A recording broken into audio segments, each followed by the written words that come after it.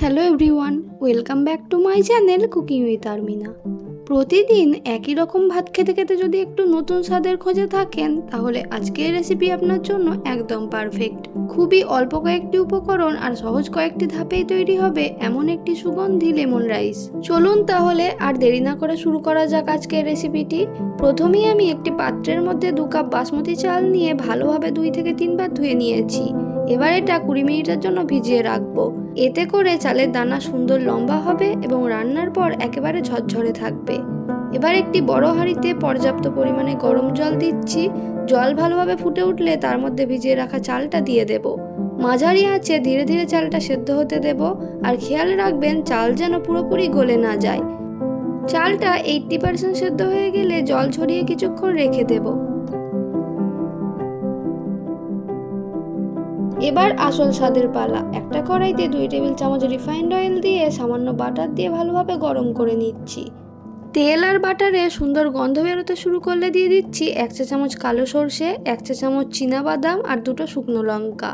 প্রায় 20 সেকেন্ডের মতো নাড়াচাড়া করে ভেজে নেব, যাতে সর্ষে ফুটতে শুরু করে আর বাদামের হালকা ক্রাঞ্চি ভাব চলে আসে। এরপর দিয়ে দিচ্ছি 1 চা চামচ মুগের ডাল, কাজু বাদাম আর কিশমিশ। আরও 30 সেকেন্ড হালকা আঁচে ভেজে নেব। এবার রং আর ফ্লেভারের জন্য দিয়ে দিচ্ছি 1 চা চামচ হলুদের গুঁড়ো, সঙ্গে 6 থেকে 7টা কুচনো কাঁচা লঙ্কা আর 1 মুঠো কারি পাতা। কয়েক সেকেন্ড নাড়লেই কারি পাতার অসাধারণ সুগন্ধ বেরিয়ে আসবে। এবার আগে থেকে রান্না করে রাখা ঝরঝরে ভাত কড়াইয়ে দিয়ে দিচ্ছি।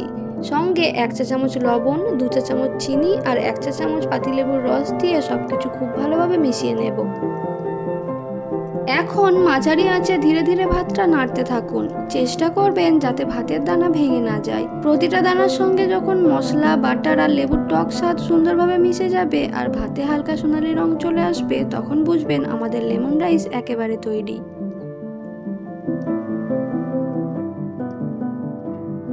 এই কয়েক মিনিটের হালকা ভাজাতেই ভাতের স্বাদ আর সুগন্ধ কয়েক গুণ বেড়ে যায়।